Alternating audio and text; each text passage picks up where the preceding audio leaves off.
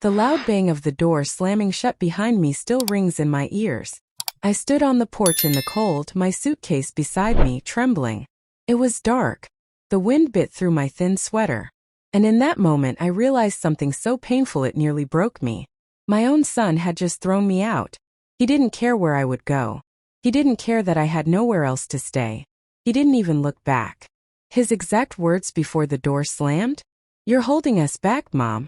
You're not needed here anymore." My legs felt weak. I sat on the edge of the porch, hugging myself to stay warm. I looked down at the old leather suitcase beside me. It was the same one I used to carry his baby clothes when we moved from house to house. The same one I held close when his father left us, and I promised myself I would raise him strong and kind. But I had failed. Now I was a burden to him. And I had nowhere to go. Tears rolled down my cheeks and I whispered into the wind, "Why, Daniel? Why would you do this to your own mother?" But there was no answer. Just silence. Just the cold. That's how my story as a forgotten mother truly began. Now let me take you back to how it all started. Maybe then you'll understand how a mother's love can be crushed slowly, piece by piece. It started long ago when Daniel was just a boy. He was my only child. His father, Michael, left when Daniel was 2. No goodbye. No support. Just a note on the kitchen table saying he wasn't made for family life. I worked 3 jobs to feed my son. I cleaned offices by night, worked at a bakery in the mornings, and sewed clothes on the weekends. I missed meals so Daniel could eat. I walked miles so he could take the bus to school. Still I smiled. 'Cause Daniel was kind. He was smart. He would often say, "Don't worry, Mom. One day I'll make you proud." I held on to those words like gold. When Daniel got into college, I was the proudest mother alive. I sold my wedding ring to help pay for his books. I didn't care, I wanted him to succeed. At graduation he hugged me and said, "You did it, Mom. You got me here." But then something changed. He got a good job in the city, moved out, got married, and slowly his calls became less. His visits became shorter. And when he did come, he'd always seem distant, as though I no longer fit into his new life.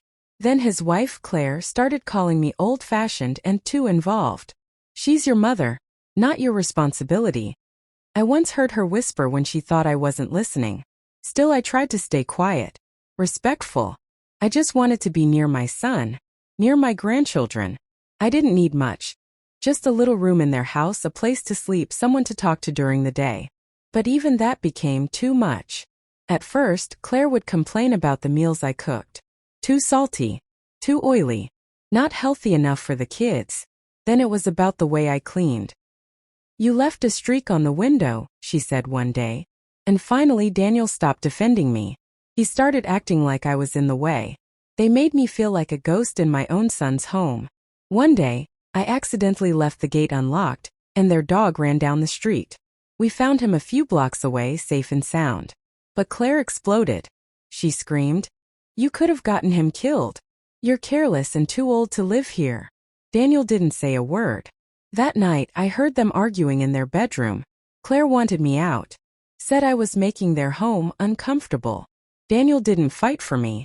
Instead, the next morning he brought me a box and told me, "You should stay at a senior home, Mom. You need rest, peace, and we need space." I looked into his eyes. My son. My baby. The boy I once rocked to sleep. And he looked right through me. I didn't even argue. I just packed. But as I closed the last zipper of my suitcase, my hands shaking, I said, "Daniel, I gave you everything. I never asked for anything back but love." He didn't answer. He opened the front door and said quietly, "It's time to go." And then, he picked up my suitcase and tossed it down the porch steps. It hit the ground with a thud. That sound? It was the sound of everything I had left breaking into pieces. I sat there on the cold steps, staring at my suitcase like it was a stranger. That bag had followed me through life. Through hardship, through love, through raising Daniel with every bit of strength I had. Now it lay on its side, its zipper half open. Some of my clothes spilling out like my heart had just been emptied on the ground. The door behind me didn't creak open again. Daniel didn't peek out to check if I was okay. No one did. I was truly alone. I picked up my things slowly, my knees aching as I bent down. A neighbor across the street looked out through their curtains. They must have seen it happen. But like everyone else these days, they looked away. I started walking. I didn't know where I was going. I just walked. Cars passed me. Some people stared. Some didn't notice at all. The city had grown cold since I last lived in it on my own. I couldn't remember the last time I took a walk like this, without Daniel's hand in mine, or a grandchild pulling me along. I stopped at a small park and sat on a bench. I was tired. My hands trembled as I pulled out my phone. It was an old one, buttons, not touchscreen. I scrolled to Emily's name, my childhood friend. She lived in another town far away. We hadn't spoken much lately. I called her. She answered on the third ring. Grace. Her voice was like a warm blanket. I couldn't hold it in. I broke down right there. Emily, I whispered. Daniel threw me out. She gasped. What? Where are you? Are you safe? I tried to speak, but I couldn't get the words out. Just sobs. Stay there, she said quickly. Don't move. Send me your location. I'm on my way. I texted her the name of the park, then curled up on the bench with my arms around my suitcase. It was getting dark again. My bones ached. My heart hurt even more. Emily arrived 2 hours later. Her car screeched to a stop, and she rushed toward me with her arms wide open. She hugged me so tightly I finally felt human again. I can't believe he did this, she said, helping me into her car. Grace, after everything you've done for him, after everything you gave up. I nodded slowly. I don't think he sees me as his mother anymore. I think I'm just a problem now. Emily's house was small but warm. She made me soup, helped me shower, and gave me fresh pajamas to wear. That night I slept in a real bed, but my sleep was filled with heavy dreams. In every one of them, Daniel was a little boy again, smiling at me, holding my hand. Then suddenly, in the dream, his smile would vanish and he'd turn his back, walk away. The next morning, I woke up to Emily reading something on her phone. You need to see this, she said, her eyes wide. It was a post on Claire's social media. A picture of her, Daniel, and the kids. The caption said, "Finally getting our home and peace back. Grateful for new beginnings." There were hundreds of likes. Comments saying, "Good for you. And you deserve peace." I couldn't breathe. I was the disturbance they cleared out. I was the noise in their peace. They weren't ashamed. They were proud. Emily threw her phone on the couch. They're heartless. I stayed silent. Deep down, I think I always knew Claire didn't like me. But I never imagined my own son would turn his back on me like that. I kept wondering, did I smother him? Was I too involved? Too present? Maybe I didn't let go soon enough. But no. There's a difference between giving someone space and throwing them away like trash. I raised him alone. I gave up my life so he could have one. And now that I was older, slower, and more fragile, he dumped me. That afternoon I sat with Emily and talked for hours. She reminded me of who I used to be. A strong, kind, fire-hearted woman who never gave up. You're not done yet, Grace, she said. You're still breathing. That means God isn't done with your story. I wanted to believe her. But the next day, something worse happened. I got a letter in the mail. It was from Daniel. I opened it with shaking hands. It read, "Mom, I hope you're safe. I'm sorry it had to come to this, but Claire and I needed to do what was best for our family. You've become a financial and emotional burden. We can't keep adjusting our lives for your comfort. I'll send money when I can. Please don't come back. Don't try to contact the kids.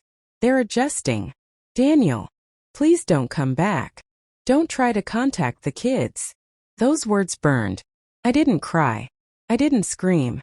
I just sat there frozen, as if time had stopped. My son didn't just kick me out. He erased me, like I was a mistake. I placed the letter back into its envelope with trembling fingers. Every word felt like a dagger.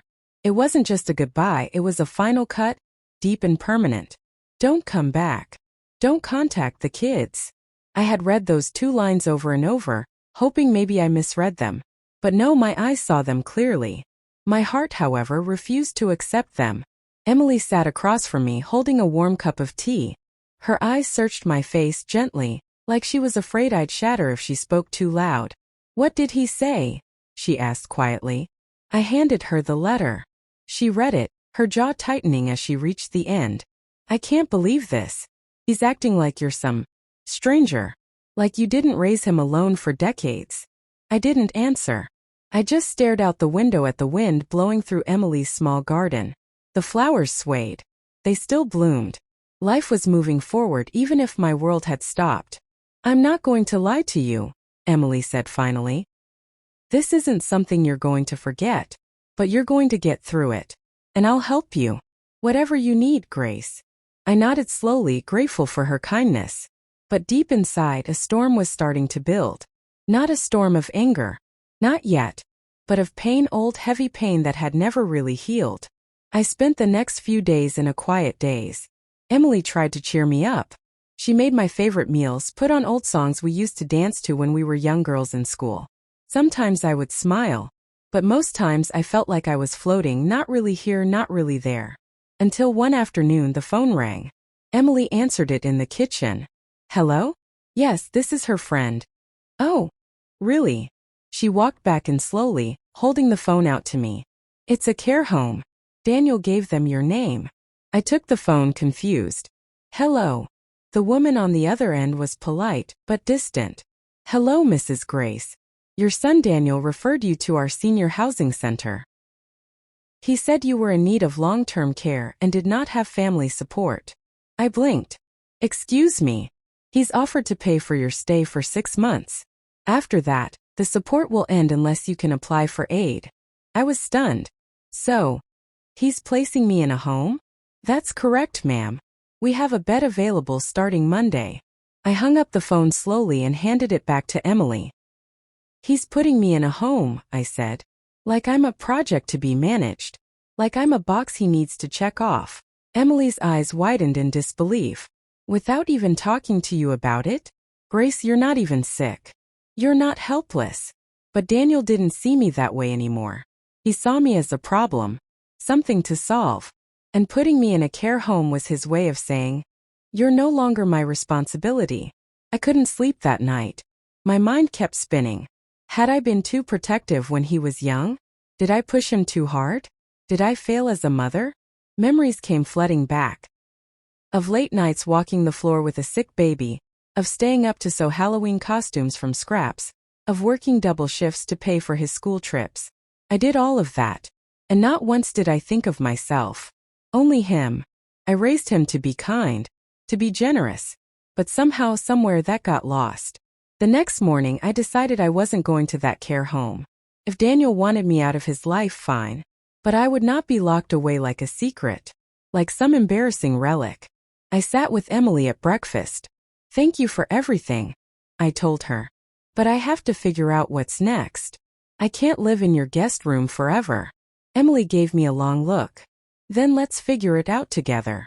We went to a small community center down the street. They offered free job boards, housing notices, even a sewing group. I haven't sewn in years, I told the woman running the group. She smiled. Well, then it's time to dust off that talent. That's how it started. I began sewing again. First for the group. Then for a small online store Emily helped me set up. I made aprons, baby clothes, simple dresses. Orders came slowly at first, but people loved my work. I even got a letter in the mail, handwritten, from a young woman who said my baby blanket reminded her of her grandmother's. It made me cry. For the first time in months, I felt useful, seen. And then one day while checking emails, I saw a message that made my heart stop. It was from Claire. Yes, that Claire. It read, Grace, I know we've had our issues, but I wanted you to know that Daniel's been struggling. The kids miss you, but he says it's better this way. I'm not sure it is. I shouldn't be saying this, but he's not the same since you left. Claire. I stared at the message for a long time. Was it guilt? A trap? Or was she just being human for once? Before I could reply, my phone buzzed again. It was a video call request from Daniel. I froze. My hands shook. I didn't answer. Not yet. I needed to think. But the fact that he was calling after weeks of silence, after a letter so cold and cruel, what did he want now? The screen lit up again. Incoming call. Daniel. I stared at it. A part of me wanted to answer, to hear his voice, to believe maybe, just maybe, he remembered I was his mother. But the other part, the part that had sat in the cold with a suitcase at her feet and tears frozen on her cheeks, that part couldn't forget what he had done. The call ended on its own. I exhaled slowly. Emily walked into the room and saw my face. He called. I nodded. I didn't answer. She didn't push me. She just sat beside me and held my hand. Whatever he wants, she whispered. He can wait until you are ready. Later that evening, I sat in the backyard under the stars. The night was calm, the air soft, and for a moment, I allowed myself to remember the good days, when Daniel was 5 running barefoot through our old garden, calling me Mommy with that bright little voice. He used to pick wildflowers and say, "For you, because you're the best mommy in the world." Those days felt like they belonged to another lifetime. Suddenly my phone buzzed again, but this time it was a message. From Daniel. "Mom, please call me. I know I hurt you, but something's happened, and I need you." My heart jumped. I reread it, unsure if I should believe it. Was this another trick? Another moment of guilt before he disappeared again? I hesitated, but curiosity got the better of me. I dialed. He picked up on the first ring. "Mom," he said. His voice was quiet, tired. He sounded smaller than I remembered. I stayed silent. "I'm sorry," he began, and my breath caught. "I've been awful to you. I don't even know where to start. But I just needed to hear your voice." I wanted to scream. I wanted to shout. "Now you need me?" But instead I asked, "What happened?" There was a long pause. "Claire left," he said. "What?" "She packed up the kids and went to her parents' house 3 days ago. Said she needed time. That I was cold, heartless. That ever since you left, the house felt heavy, quiet. Even the kids asked why Grandma wasn't there to make pancakes." I closed my eyes, the ache in my chest growing heavier. "She said she didn't marry a man who could throw his own mother into the street like trash," Daniel said, his voice cracking. Now it was me who was silent. "Mom, I don't know how I became this person. You didn't raise me this way. I was just tired, pressured. I thought pushing you away would make life easier. But all it did was tear everything apart." I wanted to feel sorry for him, but his words couldn't undo the cold nights, the shame, the heartbreak. Still I listened. "I know I don't deserve your forgiveness," he continued. "But I'm begging you, please come see the kids. They miss you. I miss you. I don't know how to fix everything, but I want to try." I looked out into the stars, blinking back tears. "I'll think about it," I said softly, and ended the call. I turned to Emily. She had heard most of it from the doorway. "Are you going to go?" she asked. "I don't know," I whispered. "He says he's sorry, but sorry doesn't erase pain." Emily nodded. "But it might be the start of healing, if he means it." The next morning I packed a small bag, just in case. Emily offered to drive me. I didn't tell Daniel I was coming. When we pulled up to his house, the same house he had kicked me out of, I sat in the car for a long while. It looked the same. The porch, the windows, the little wind chimes the kids had made. I could feel my knees tremble. My breath grew short, but I got out. Daniel opened the door. He looked like he hadn't slept in days.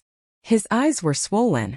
He stepped back when he saw me, almost as if he wasn't sure I was real. "Mom, where are the kids?" I asked flatly. He stepped aside.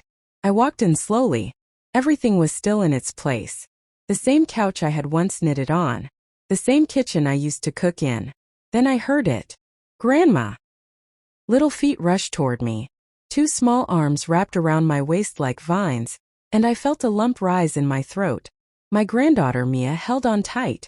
Behind her, little Jason peeked from behind the hallway, his smile wide. "I missed you," Mia said, her voice shaky. "Why did you leave?" I knelt slowly and hugged her back. "I didn't want to, sweetheart. Grown-ups made some mistakes." Jason hugged me next. Daniel stood a few steps behind, his hands shaking. "They ask about you every night," he said. I stood up slowly and looked at him. "I'm not here to stay," I said. "Not yet. I'm here for them." He nodded quickly. "That's okay. I understand." He showed me to the living room. We sat down. I made the kids cocoa just like old times. For a moment it almost felt normal. But then, Mia suddenly looked at me and said, "Daddy said you were tired and needed to rest forever." I froze. I looked up at Daniel. His face went pale. "What did you tell them?" I asked, my voice calm but deadly. Daniel opened his mouth to speak, but before he could say a word, Claire walked in through the front door, holding divorce papers. And the look on her face was war. Claire stood in the doorway like a statue made of fire. Her eyes met mine for a second, but quickly shifted to Daniel. Her hand clutched a thick white envelope. Daniel rose to his feet slowly. "Claire, what are you doing here?" She didn't respond right away. She looked around the room.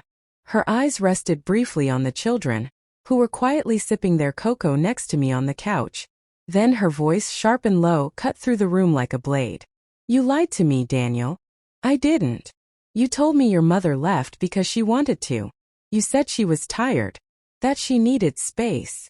She looked over at me, her eyes now softer. "But that's not what happened, is it, Grace?" I swallowed, feeling both the heat of shame and the sting of injustice. I could have lied. I could have said yes to protect my son again. But I didn't. "No," I said quietly. "He threw me out." Claire closed her eyes and let out a shaky breath. "For weeks, I've been trying to understand what changed in you, Daniel. Why the house felt cold. Why the kids asked for her every night and you kept telling them to forget. I couldn't sleep. So I called your mom's old friend. She told me everything." Daniel's hands were shaking now.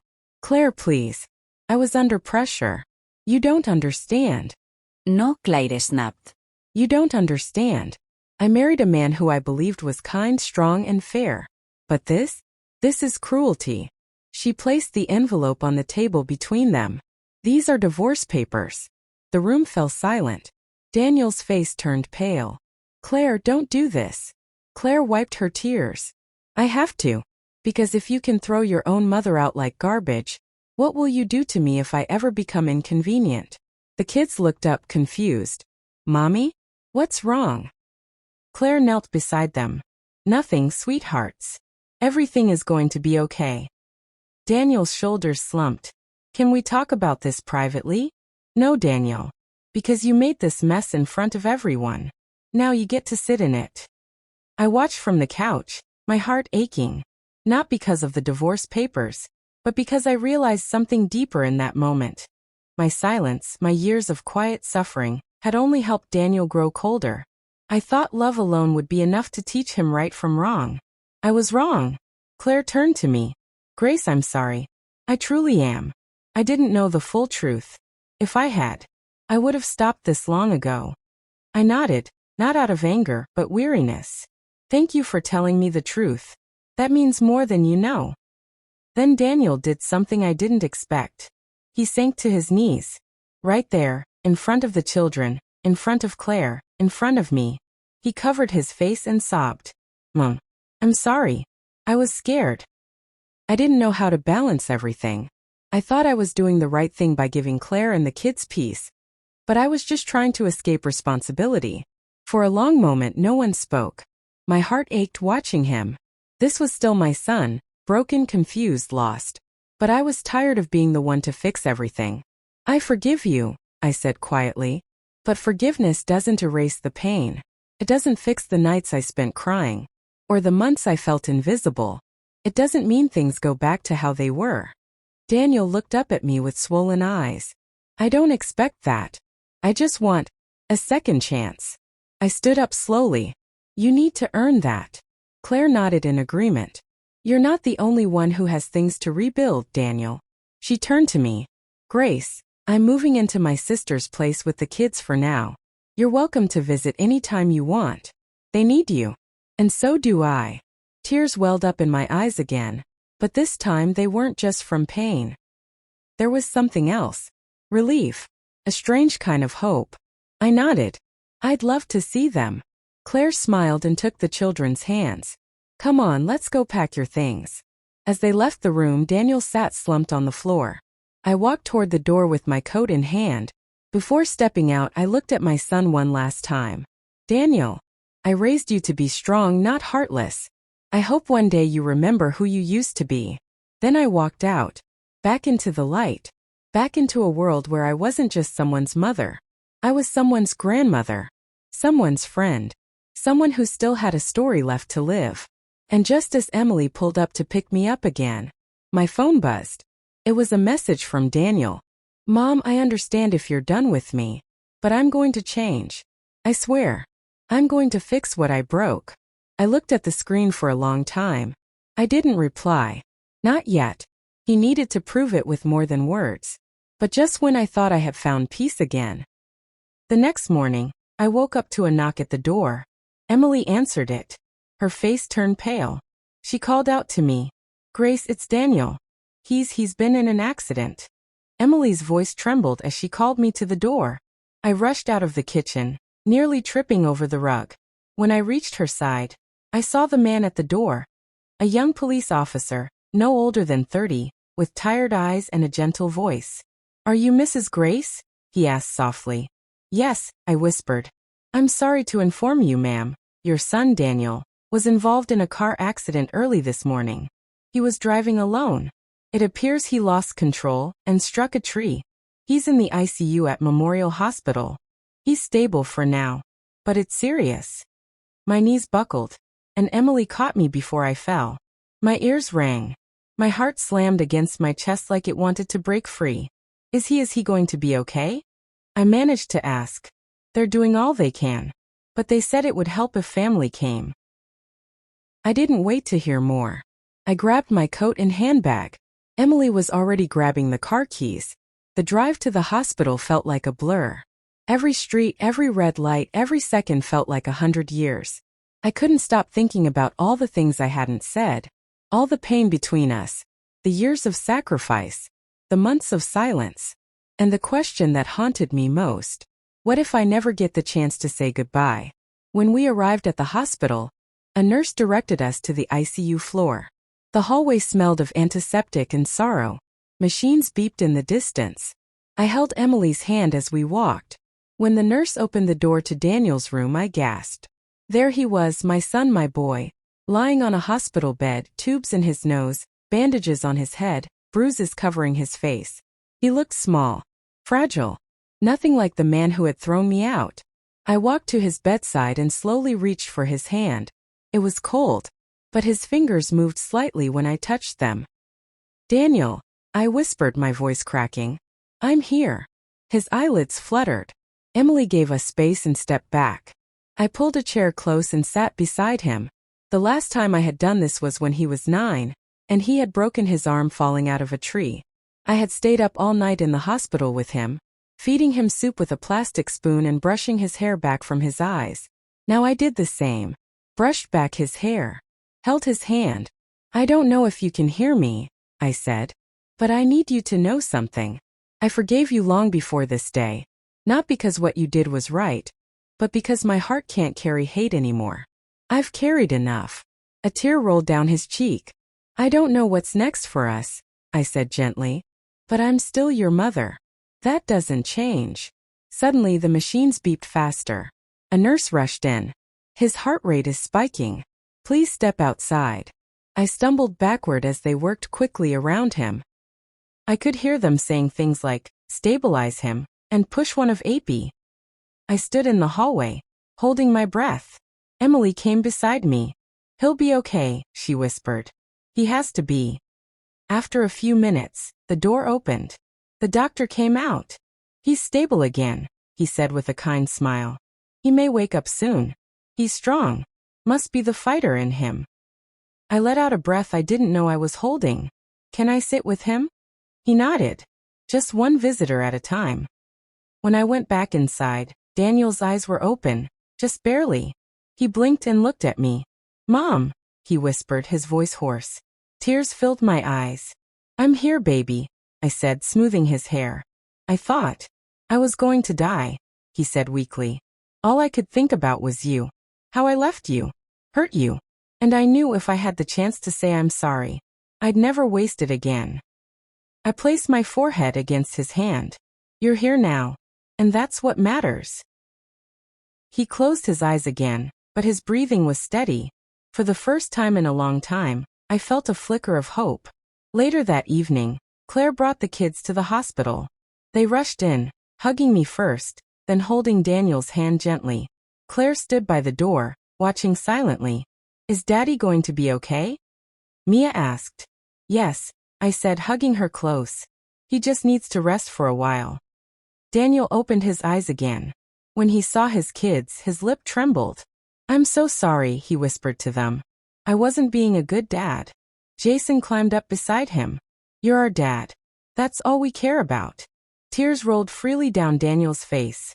That night, as I walked through the hospital hallway with Emily, she squeezed my arm. "You see," she said softly, "even broken things can be mended." I nodded, but deep down, I knew this wasn't the end of the story. Because healing isn't just about medicine. It's about facing every truth you've buried. And as I turned a corner in the hallway to head back to the waiting room, I saw a familiar face sitting there. A woman in her 60s. Well-dressed. Nervous. She stood as I approached. "Grace," she said. "I'm Daniel's birth aunt.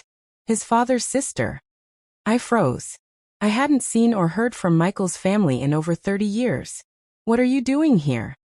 I asked, confused. She looked down at her shoes. "I saw his name in a local news report about the accident. And I had to come. I know I don't deserve to be here, but there's something I need to tell you." I narrowed my eyes. "What is it?"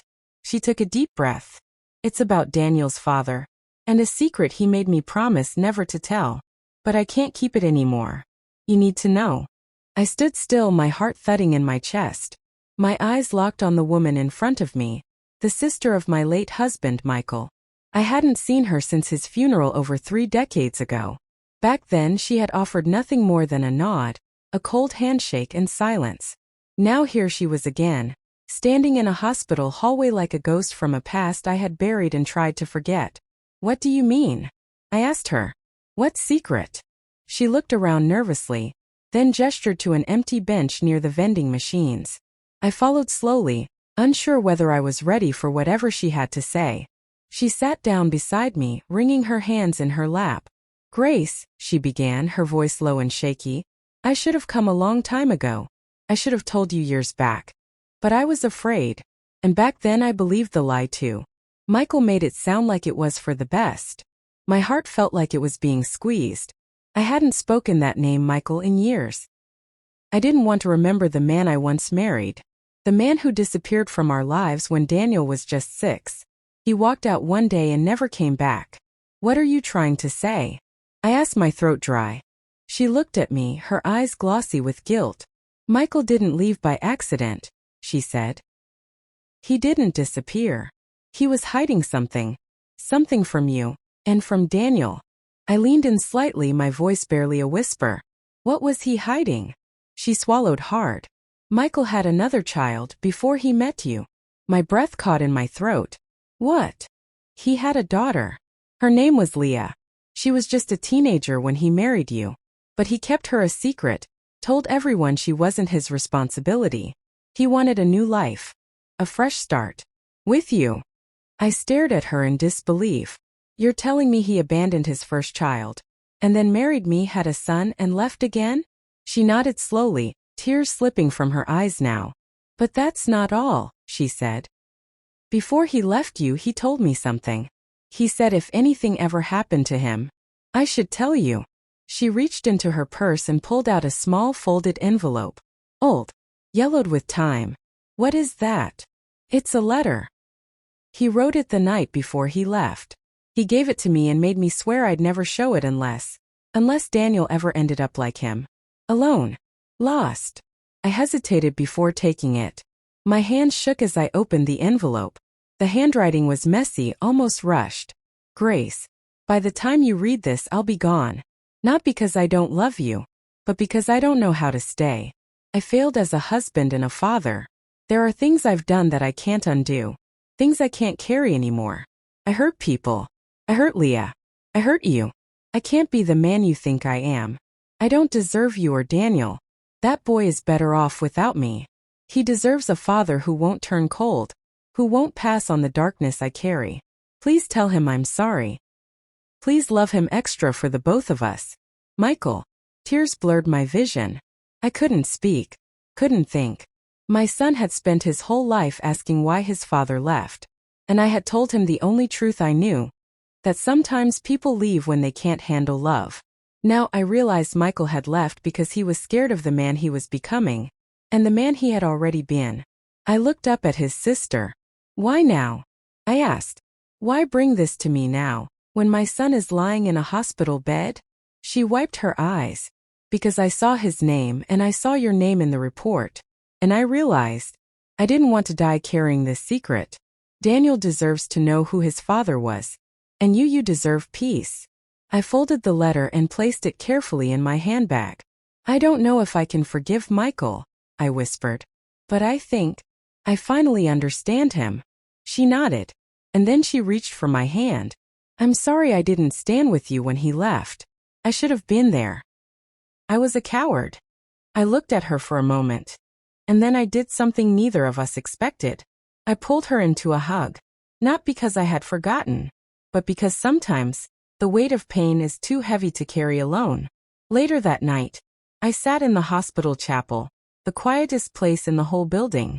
The lights were low. The air was still. And I held that letter in my lap, reading it again and again. When I returned to Daniel's room, he was awake again. He looked up at me with tired eyes. I thought I heard your voice, he said. I smiled faintly. I've been right here. He reached for my hand. I had a dream, he whispered. That I was a kid again. And you were holding my hand. Walking me to school.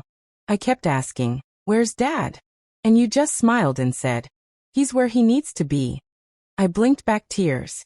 I guess even in my dreams I was trying to understand. I sat down beside him.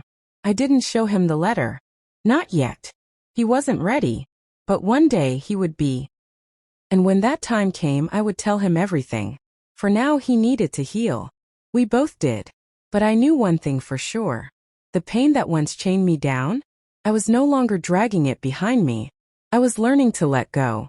And just when I thought things were starting to settle, Claire returned to the hospital the next morning, holding a letter in her hand, but this time from her lawyer. She looked at Daniel and said calmly, before anything can move forward, there's something else you need to know. It's about your name. Your father's name. And the documents we found in the attic. Daniel's eyes widened. My name. Claire nodded slowly. And I could feel it in my bones. Daniel's pale face grew even paler as Claire slowly unfolded the letter in her hand. He looked from her to me, then back at her again. What do you mean? He asked quietly. What about my name? Claire took a deep breath, walked into the hospital room, and closed the door behind her. The kids were with Emily in the lounge, thankfully. This conversation wasn't for their ears.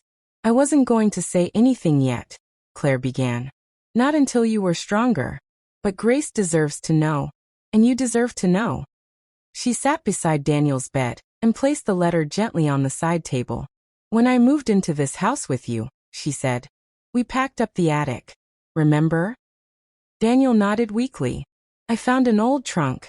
It was locked, dusty. I almost threw it out. But something told me to open it. Claire reached into her purse and pulled out a photograph, old and yellowed, with creases across the middle. She handed it to Daniel. He squinted at it. That's not me, he said slowly. But it looks like me. It's not you, Claire whispered. It's your brother. The room went still. Daniel blinked. What? Claire looked at me, and then back at him. Your half-brother. His name was David. Michael's son from a different woman. Born before you. The one your father abandoned. My mouth dropped open. The letter from Michael's sister. The one who told me about Leah, suddenly made more sense. He had another child, maybe even more than one. I don't understand, Daniel murmured, his breathing now shallow. Claire continued gently.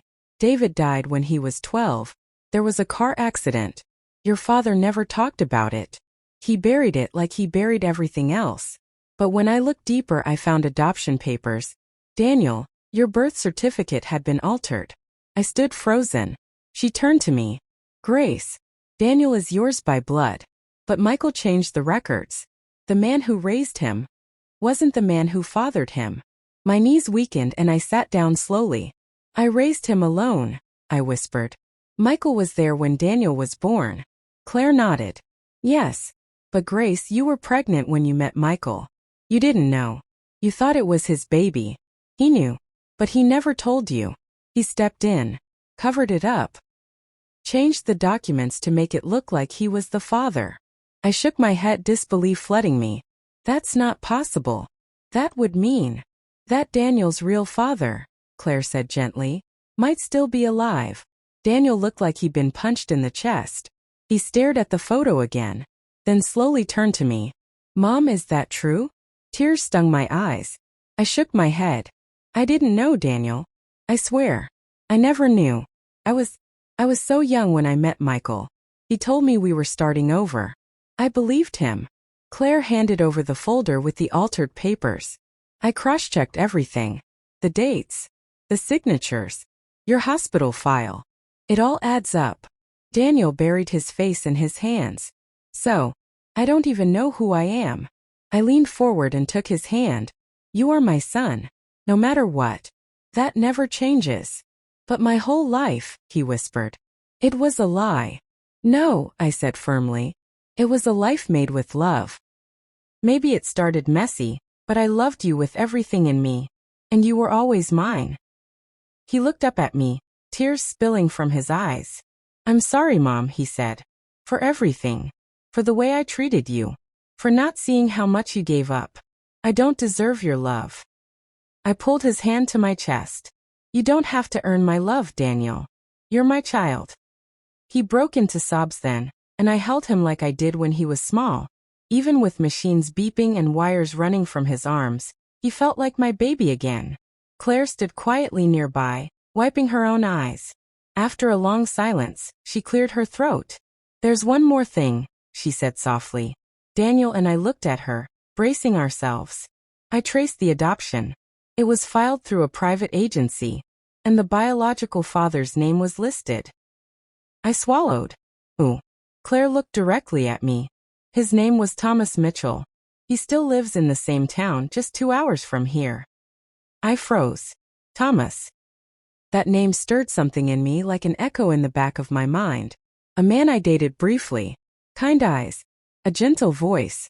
I thought we were just young and foolish back then. And then I met Michael, who swept me off my feet before I ever found out I was pregnant. I never told Thomas the first was expecting. I didn't even know I was. Daniel looked at me, shocked. Do you remember him? I nodded slowly. Yes. Yes, I do. Claire handed me a piece of paper. This is his contact information. I found it online. My hand trembled as I held the number. For a long moment, no one said a word. Then Daniel looked at me and whispered, Will you call him? I looked at him, my son shaken and healing and still strong. Yes, I said. But not for me. For you. That night, when Emily drove me home, I sat on the edge of my bed with the phone in my hand for what felt like hours. Finally, I dialed the number. It rang twice. Then a familiar voice answered. Hello. My breath caught. Thomas. There was a pause. Yes. Who's this? I closed my eyes. My name is Grace. We knew each other a long time ago. Another pause. Grace, he repeated softly. Is everything okay? I took a deep breath. No. But maybe it can be. I think you have a son. Silence. Then, where are you? I gripped the phone tightly as Thomas's voice repeated softly. Where are you? I swallowed hard, unsure what to say next. My hands were clammy. My mind raced. I'm in Rivershore, I answered. My son Daniel is in the hospital here. He was in an accident. He's stable now, but something happened. Something that made me realize I had to call you. The other end of the line went quiet. Then Thomas spoke. Grace, he said slowly. Is he mine? I closed my eyes, feeling the weight of the truth press heavily on my chest. Yes. I didn't know back then, Thomas. Promise. I didn't even know I was pregnant when we broke up. Michael came into my life and things moved too fast. I never got to tell you. Another long pause. I could hear his breathing. Steady. Shocked. Then his voice cracked slightly. Does he know? Just found out. A few hours ago. It hit him hard. He's confused. Hurt. But he's strong. Thomas was silent again, then said gently, "Can I come see him?" I nodded, even though he couldn't see me. "Yes. Please." He asked for the hospital name and room number. I gave it to him.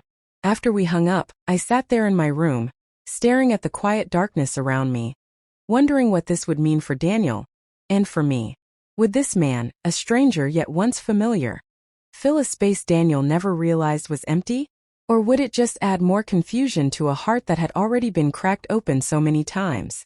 The next morning, Thomas arrived at the hospital. I spotted him from the hallway. Time had touched his face. Silver now sprinkled his hair, and fine lines had softened his features, but the warmth in his eyes was still there. The same eyes I remembered from so long ago. He walked up slowly, holding his hat in his hand. "Grace," he said quietly. I stood. "Thank you for coming." "I couldn't sleep after the call," he replied. I had to see him, even if it's just once." I led him to Daniel's room, heart pounding. Daniel was sitting up now, his head bandaged but his strength slowly returning. He looked toward the door as it opened. "Daniel," I said gently, stepping aside.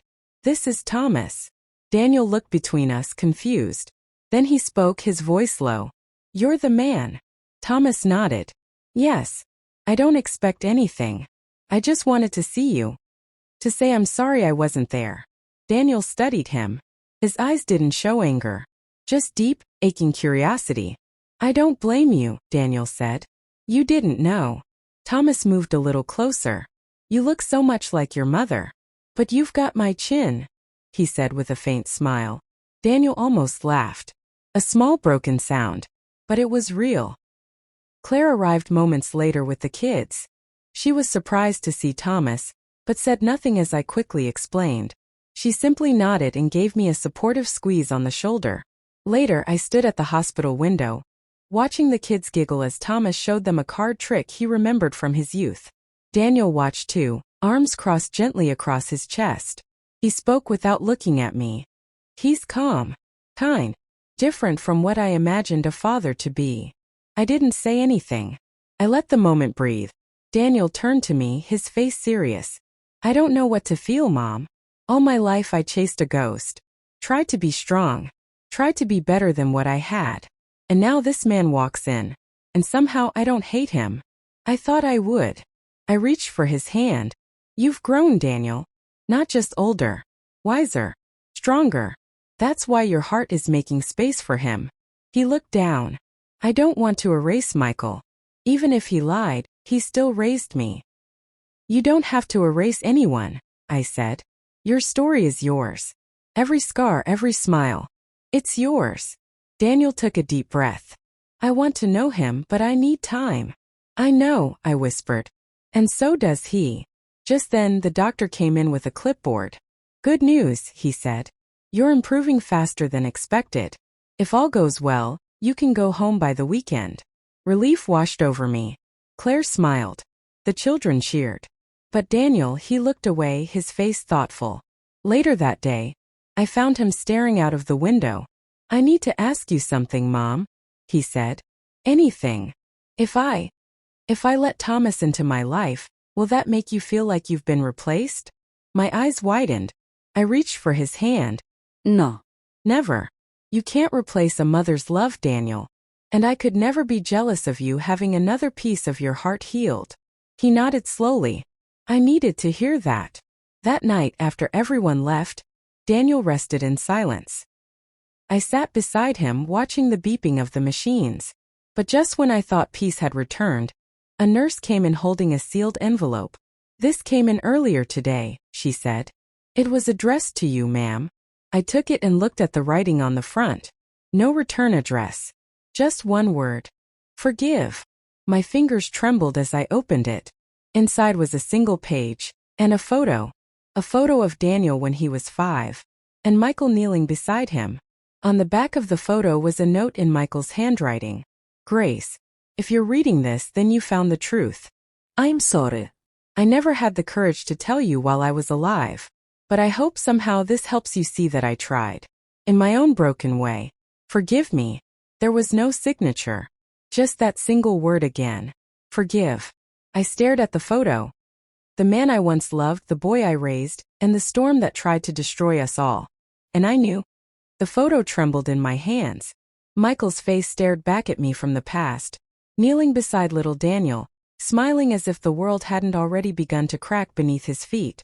The writing on the back, though short, cut deeper than any letter he could have written. Forgive me. I didn't know how long I sat there staring at that word. Forgiveness. It had never come easy to me, especially after everything I had been through. But in that moment, I felt something shift inside my chest. Maybe it wasn't about deserving forgiveness. Maybe it was about releasing pain so it didn't keep growing roots. The next morning, Daniel was ready to be discharged. The kids had drawn welcome home cards and decorated his room with balloons and streamers. Claire cooked a full dinner, the first proper meal in weeks. The house buzzed with laughter again, though soft and cautious, like everyone was afraid to get too happy too fast. That evening, Thomas stopped by. He stood awkwardly in the living room, holding a small wooden box. I brought something, he said to Daniel. It's not much, but I thought you should have it. Daniel opened the box and found an old, worn baseball glove inside. The leather was cracked but still strong. My father gave that to me when I was your age, Thomas said. And now, I want you to have it. Daniel looked up at him, not as a stranger, not with fear, but with something closer to peace. Thank you, he said quietly. They stood there, father and son, in a silence filled not with tension, but with quiet acceptance. Not everything had been healed, but something had started. And that was enough for now. Later, after everyone had gone to bed, I sat outside on the porch with a cup of tea. The night was calm, the breeze soft against my cheeks. Daniel stepped out and sat beside me, his face relaxed, his body finally free from the heaviness of the hospital. Mom, he said, I've been thinking about everything. About you. I turned to look at him.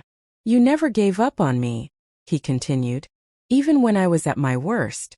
Even when I forgot how much you sacrificed. I treated you like a burden. And still you came back. Tears welled in my eyes. You're my child, I said. That's what mothers do. We don't stop loving, even when it hurts. He nodded, eyes fixed on the stars above. I want to make it up to you. Starting now. I want you to move back in. Stay here. With us. This house isn't a home without you. My heart swelled. I'd like that, I whispered. Very much. He leaned over and kissed my forehead. I love you, Mom. I love you too, Daniel. As we sat there side by side in the quiet night, I felt something I hadn't felt in a long time. Whole. Not because everything had been fixed. Not because the past had disappeared. But because I had faced it and come out stronger. And maybe, just maybe, Daniel had too. To everyone listening, let this story remind you. A mother's love doesn't break. It bends, it stretches, it weathers every storm, but it never stops. And when life gives you 1,000 reasons to give up, may you always find one reason to hold on. Thank you for going on this journey with me. Don't forget to subscribe to my YouTube channel for more powerful and emotional stories like this.